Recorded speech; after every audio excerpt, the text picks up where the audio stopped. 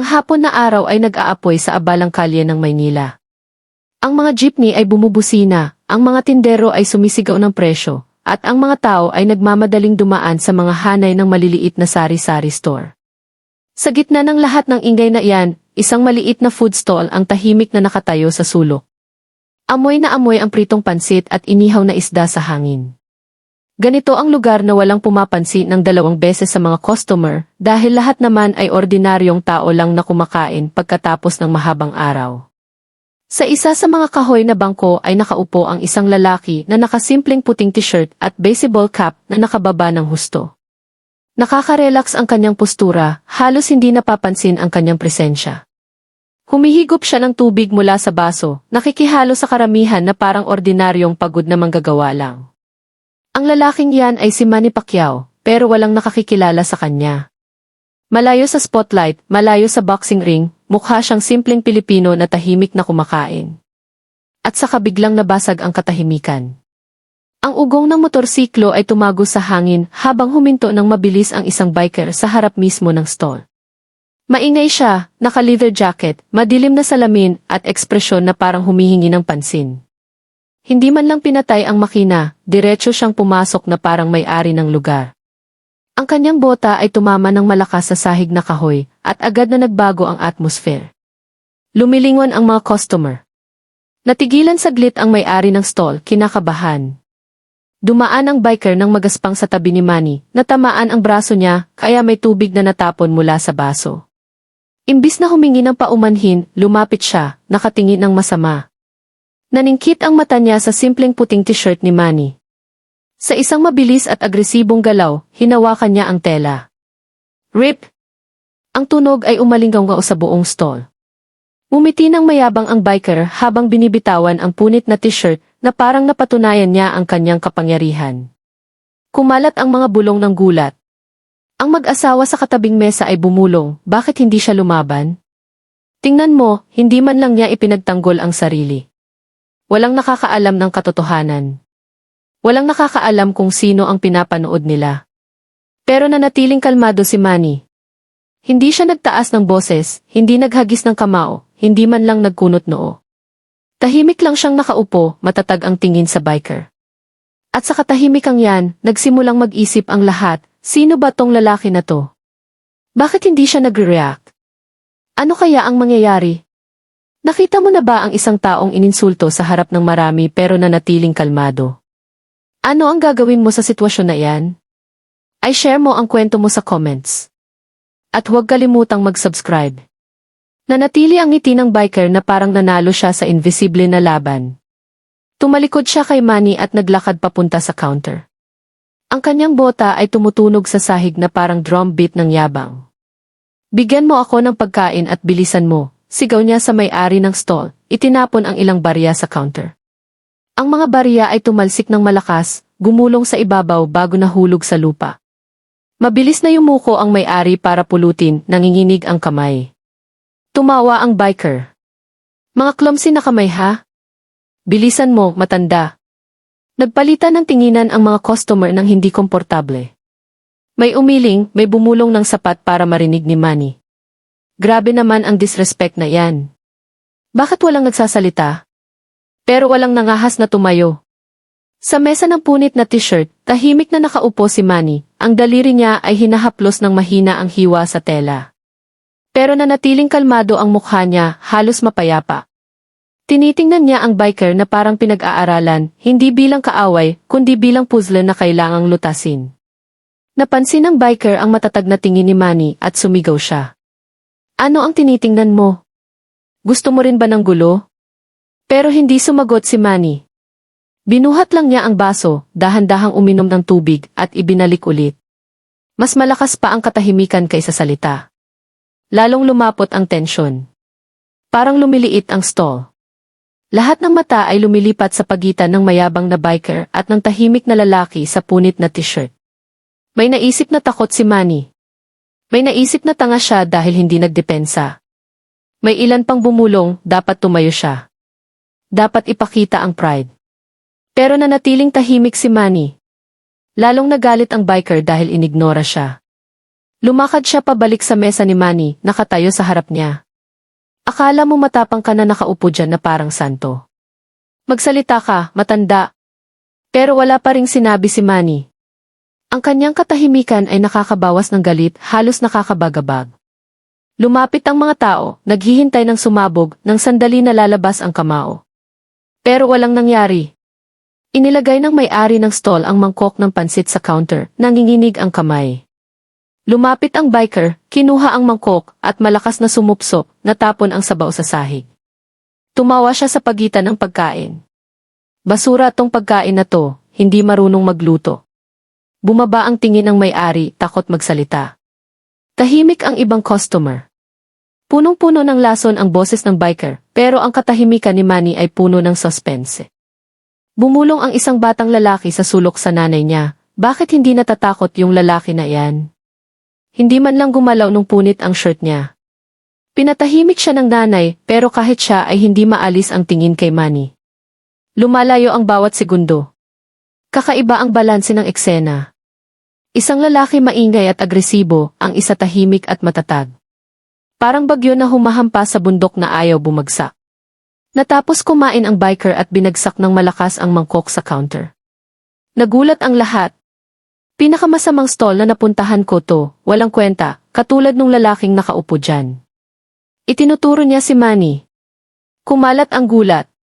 Lahat naghihintay na sumabog na si Manny, magalit, lumaban. Pero tinitingnan lang ni Manny ang biker, malambot at halos may awa ang ekspresyon. At ang tingin na yan, kalmado at hindi natitinag, mas malakas pa kaysa sa anumang suntok. Nagkunot noo ang biker, nalilito. Sa unang beses, nag-alinlangan ang kanyang confidence. Bakit hindi nagre-react ang lalaking to? Bakit hindi siya lumalaban? Nagsimulang maramdaman ng mga tao na may kakaiba sa tahimik na estranghero na iyan. At sa loob-loob ng bawat isa, lumakas ang tanong, sino ba talaga tong lalaki na to? Gaano katagal siya makakatahimik? Mabigat ang katahimikan sa stall, nasira lang ng mahinang buzzing ng fluorescent light at mahinang tunog ng kutsara sa mangkok. Sumandal ang biker sa counter, nakatawid ang braso, nananatiling nakatingin ng masama kay Manny na parang naghihintay ng reaksyon. Pero inayos lang ni Manny ang punit na t-shirt at itinaas ang kamay para tawagin ang may-ari. Isang mangkok ng pansit po, pakiusap, sabi ni Manny ng mahina. Malambot at magalang ang boses niya, walang bakas ng galit. Nagdalawang isip ang may-ari, halos nagulat na nakapagsalita pa siya ng magalang pagkatapos ng nangyari. Tumango siya ng mabilis at nagmadaling maghanda. Tumawa ng may pang-aasar ang biker, pagkatapos kong punitin ang shirt mo, nakaupo ka pa rin dyan na parang walang nangyari. Ano ba problema mo? Bingi ka ba o tanga? Tumingin si Manny sa kanya, hindi galit kundi may pagka-curious. Bahagya siyang umiti. Kuya, sabi niya ng dahan-dahan. Bakit ganoon kabigat ang boses mo? Nasaktan ka ba ng sobra ng mundo, kaya gusto mong saktan ang lahat? Natigilan saglit ang ngiti ng biker.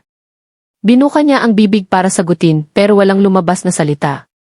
Walang nagsalita sa kanya ng ganito dati. Malambot, nagsusuri, walang insulto. Lumapit ang mga customer. Hindi na ito basta away. Usapan na ito. Ano ang alam mo sakin, bulong ng biker, bumaba ang boses.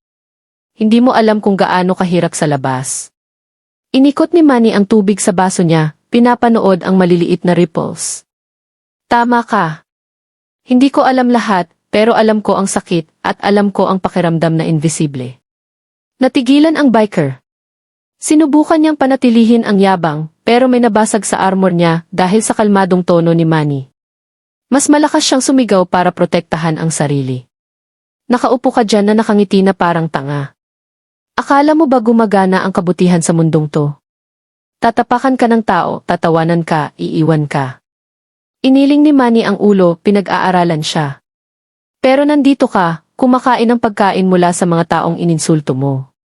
Pinupuno ba ng disrespect ang tiyan mo o gutom lang din tulad namin? Bumulong ang mga tao. May nagtakip ng bibig para itago ang gulat sa katapatan ng salita ni Manny.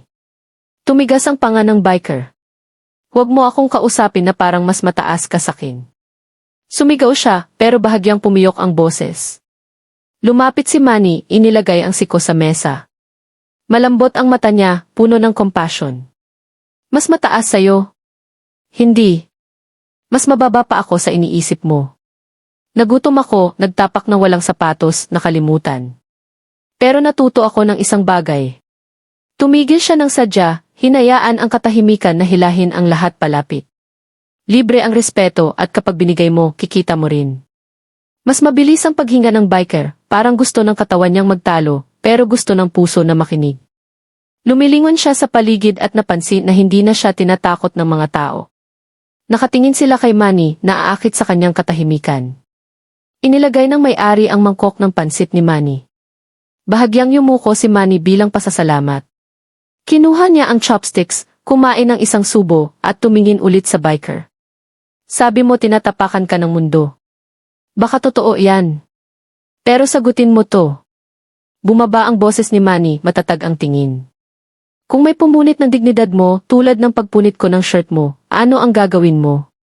Parang kampana sa tahimik na simbahan ang mga salita.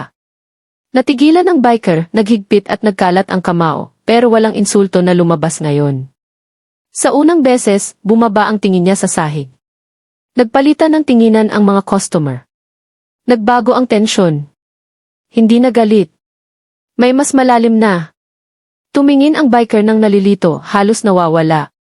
Sumandal si Manny ng tahimik, kumain ng isa pang subo. Hindi niya pinipilit.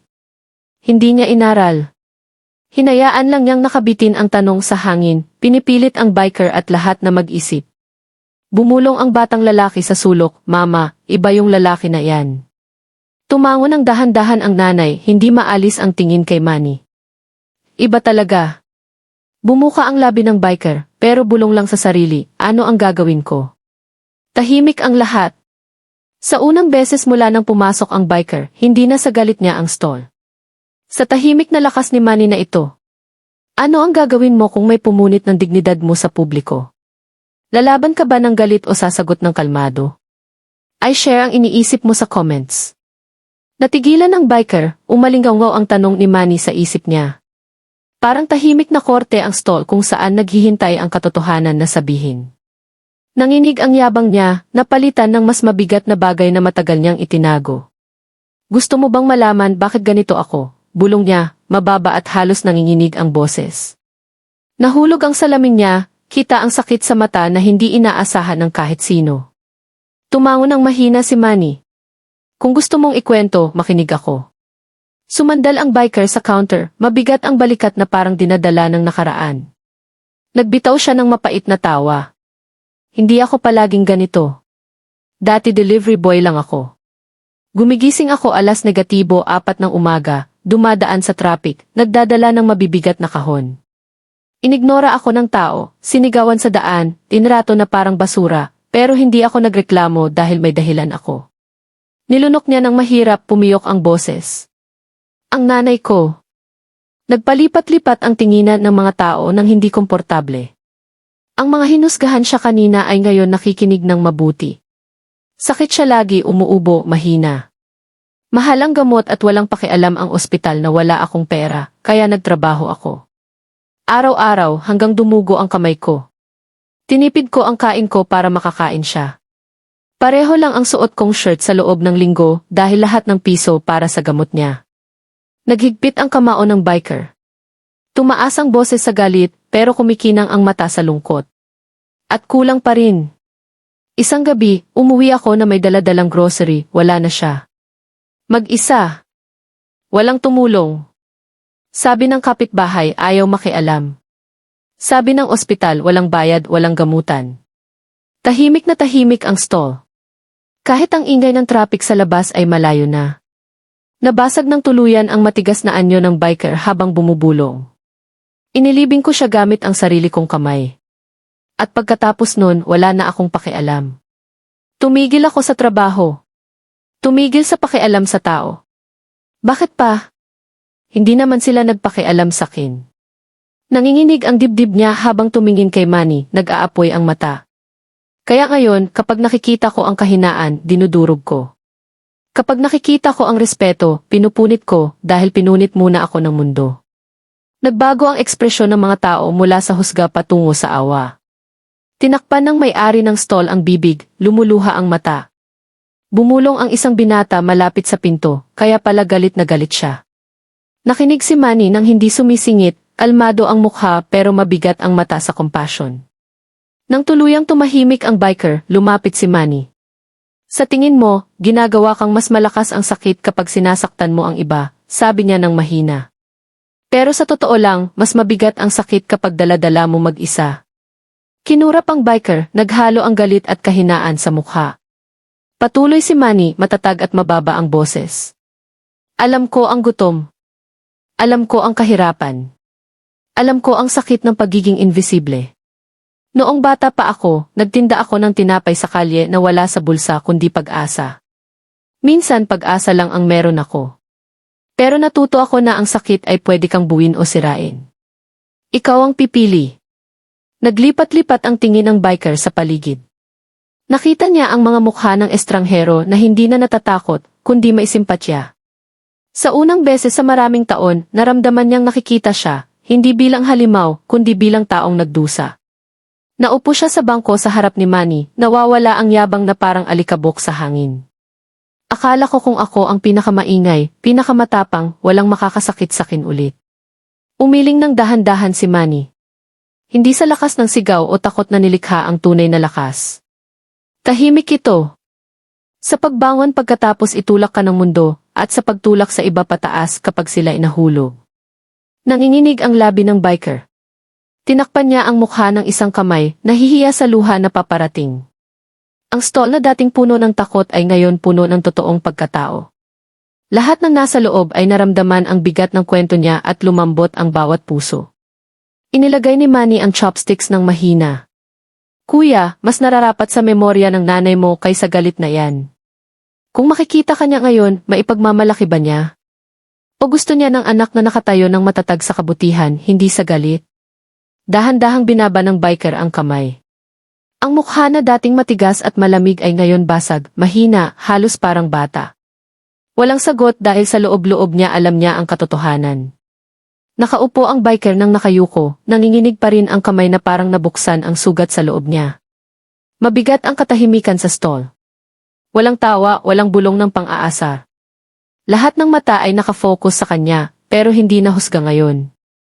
Naghihintay sila, gustong maintindihan pa. Tumingin si Manny mula sa punit na t-shirt sa dibdib patungo sa mga tao sa paligid. Totoo ba ang sinabi niya? Tanong niya ng mahina. Lumapit ang may-ari ng stall, nanginginig ang boses.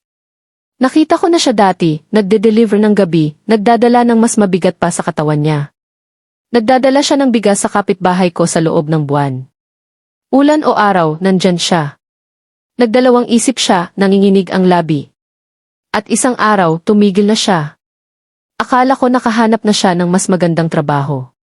Hindi ko alam na may sakit ang nanay niya. Bumaba ang tingin ng biker sa sahig, nahihiya. Tumango ng dahan-dahan ang isang middle-aged na lalaki na naka-work clothes. Naalala ko rin siya. Laging nagmamadali sa traffic, gaano man kapanganib.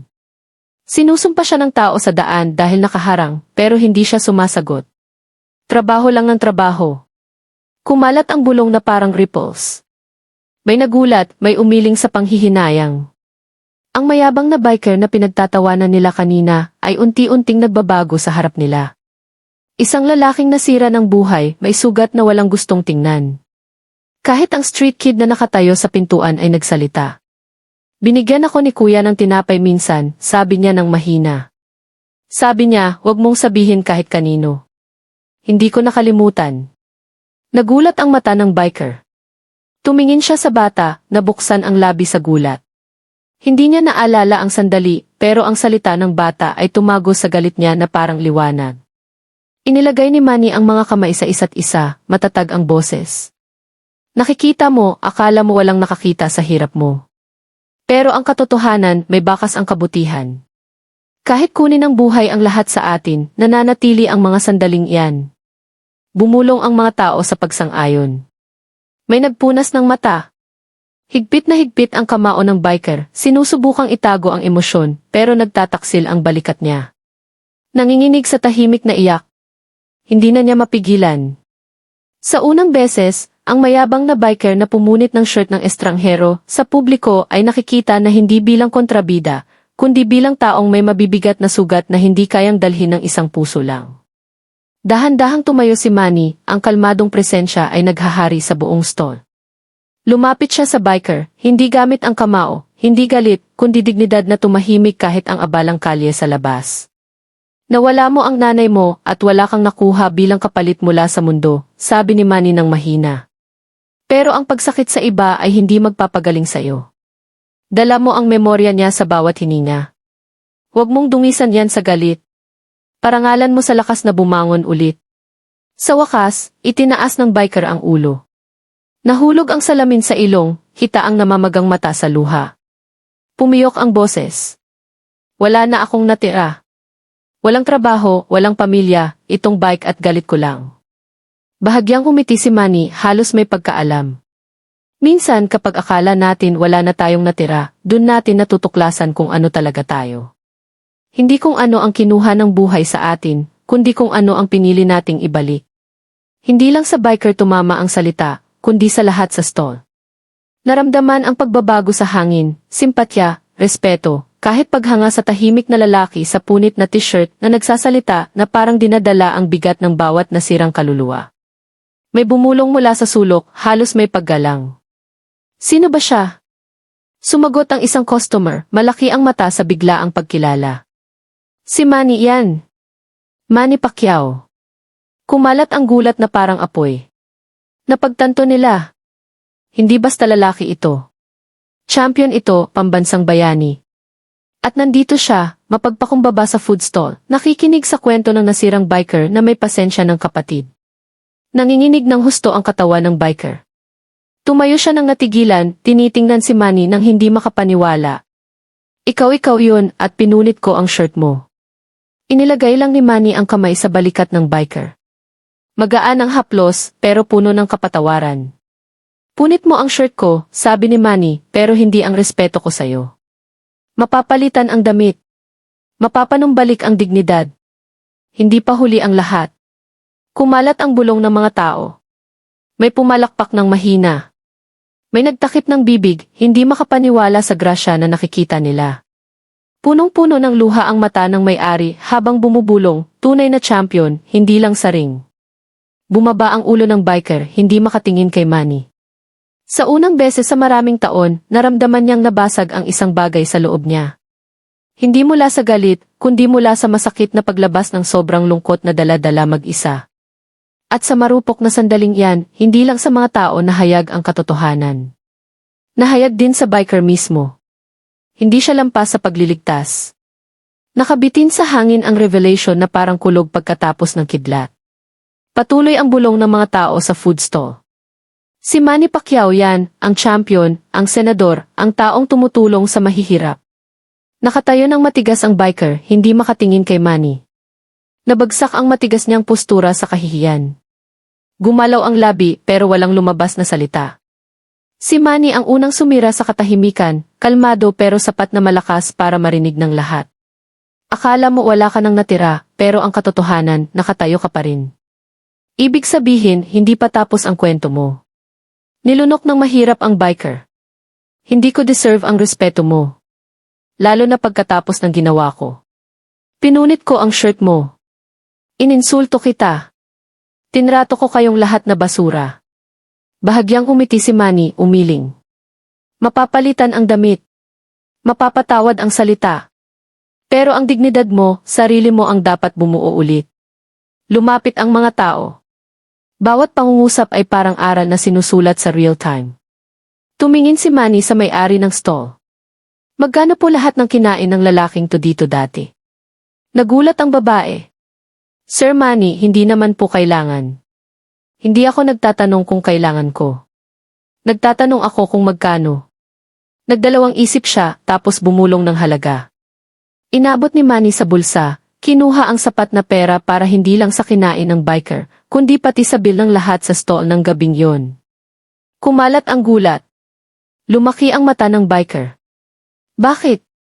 Bakit mo ginagawa yan para sa akin? Inilagay ni Manny ang pera sa counter, tumingin ulit sa kanya. Dahil ang kabutihan ang sumisira sa tanikala na hindi kayang sirain ng galit. Nakikita ko sa'yo ang higit pa sa ipinapakita mo sa mundo. Tumibok ng malakas ang dibdib ng biker. Umiling siya. Wala pa akong matutuluyan ngayong gabi. Wala akong kahit ano. Tumigil saglit si Manny tapos sabi ng mahina. May bike ka diba? Mas kilala mo ang kalye kaysa kahit kanino. Trabaho tayo. Ang foundation ko ay nagde-deliver ng pagkain at supply sa mga pamilyang nangangailangan. Kailangan natin ng taong marunong sa mga daang to, makadaan sa traffic, hindi natatakot sa hirap. Nagulat ang biker. Nag-aalok ka sa akin ng trabaho. Tumango si Manny. Hindi charity. Opportunity. Kaya pa ng kamay mo. Kaya pa ng puso mo maghilom pero kailangan mong bitawan ang galit. Kumalat ang bulong ng gulat. May pumalakpak. May umiiyak ng hayagan. Nanginginig ang labi ng biker. Nanginginig ang buong katawan habang dinadala ang bigat ng sandali. Lumuhod siya sa harap ni Manny. Tumulo ng malaya ang luha. Hindi ko deserve to, hindi ko deserve ang kapatawaran mo. Yumuko si Manny at hinawakan siya ng mahina sa balikat. Kuya, wala sa atin ang perpekto, pero lahat deserve ng pagkakataon na bumangon ulit.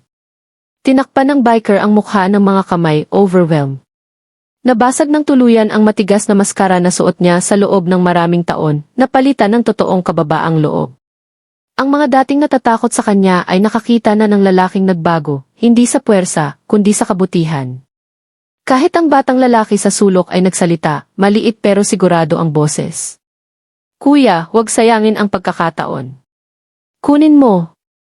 Tumingin ang biker kay Manny sa basang mata, tapos tumango ng dahan-dahan. Gagawin ko. Susubukan ko. Inilagay ni Manny ang kamay ng matatag sa balikat niya. Hindi susubukan. Gawin mo. Para sa sarili mo at sa memorya ng nanay mo. Puno ng palakpak ang stall, hindi para sa panalo sa laban, kundi para sa isang buhay na nailigtas. Pumalakpak ang mga customer, may nakatayo, may nagpupunas ng luha. Bumulong ang may-ari, unang beses kong nakita ang hustisya at awa sa iisang sandali. Ang biker, nanginginig pa rin, nagawang umiti ng mahina sa gitna ng luha. Sa unang beses sa maraming taon, hindi yabang ang ngiti, kundi pag-asa. At sa masikip na food stall sa ordinaryong gabi sa Maynila, may nangyaring pambihira. Isang nasirang lalaki ay nakahanap ng pangalawang pagkakataon. At lahat ng saksi nito ay dadalhin ang memorya magpakailanman. May kuryente ang hangin sa loob ng stall, hindi na takot, kundi mas makapangyarihang bagay, pag-asa. Pinunasan ng biker ang mukha gamit ang likod ng kamay, sinusubukang maging komportable ulit, pero ipinagkanulo siya ng mata. Pula, hilaw at puno ng pasasalamat. Tumingin siya sa mga ininsulto niya kanina, may-ari ng stall, mga customer, pati ang bata sa pinto. Pasensya na po, sabi niya, pumipiyok ang boses. Ininsulto ko kayong lahat. Akala ko dahil sa sakit ko, may karapatan akong manakit. Mali ako. Lumapit ang may-ari, malambot ang mata. Lahat tayo may pasanin, pero ngayon natuto ka ng hindi natutunan ng marami. Pwede kang pumili ng ibang daan. Inilagay niya ng mahina ang bagong mangkok ng pansit sa harap niya. Kumain ka, hindi bilang customer, kundi bilang kapatid. Nanginginig ang labi ng biker. Yumuko siya at tinanggap ang pagkain, bumubulong ng nanginginig. Salamat po. Mahinang pumalakpak ang mga tao, pero ang tingin ay bumalik kay Manny. Nanatili ang punit sa shirt niya. Pero suot niya ito na parang badge ng kababaang loob. Hindi siya nangangailangan ng magarbong damit para magkaroon ng respeto. Mas malakas ang dignidad niya kaysa tela. Handa nang umalis si Manny, pero hindi bago magbigay ng huling aral. Matatag at malambot ang boses, puno ng katotohanan. Ang respeto ay hindi hinihingi, sabi niya, tinitingnan ang buong stall. Ibinibigay muna ito. Ang kabutihan ay hindi kahinaan. Ang kababaang loob ay hindi pagkatalo. Ang tunay na lakas ay kapag kaya mong itaas ang iba kahit may sarili kang sugat. Tumingin siya sa biker, inilagay ang huling haplos sa balikat. Hindi dito nagtatapos ang kwento mo. Huwag sayangin ang pagkakataong binigay sa'yo. Mabuhay ka nang ang memorya ng nanay mo ay sumisikat sa gawa mo, hindi sa galit mo. Tumango ng matatag ang biker, may spark ng determinasyon sa mata. Sa unang beses, hindi na nakayuko ang balikat sa pagkatalo. Nakatayo ito ng may resolusyon. Habang lumalabas si Manny sa stall, sinundan siya ng tingin ng mga tao. Hindi na tungkol sa punit na shirt ang bulong, kundi sa aral na natanggap nilang lahat. Hindi lang confrontation ang nasaksihan nila. Transformation ang nasaksihan. Bumulong ang isang binata sa counter sa kaibigan. Si Manny lang ang makakapagbago ng insulto sa inspirasyon. Sumigaw ng malakas ang bata sa pinto, umalinggaw ang maliit na boses. Kuya Manny, salamat po. Tumingin pabalik si Manny, ngumiti at tumango ng maliit bago lumakad ulit sa abalang kalye ng Maynila, na wala sa karamihan na parang ordinaryong tao na may pambihirang puso. Sa loob ng stall, tahimik na nakaupo ang biker, hawak ang mangkok ng pansit. Magpakailanman nagbago ang buhay niya sa isang engkwentro. Ang respeto, kababaang loob, kabutihan. Hindi ito senyales ng kahinaan. Ito ang pinakamalakas na sandata na maaring dalhin ng isang tao. Kaya sa susunod na makakita ka ng nahihirapan, o kahit nang sumisigaw sa galit, tandaan mo na sa likod ng bawat matigas na salita ay maaaring may nakatagong kwento ng sakit. At minsan, isang kilos ng compassion ay sapat para baguhin ang isang buhay magpakailanman. Kung naantig ang puso mo sa kwentong ito, huwag kalimutang i-like, i-share at mag-subscribe. At sabihin mo sa comments kung saan ka nanonood dahil mahalaga rin ang kwento mo.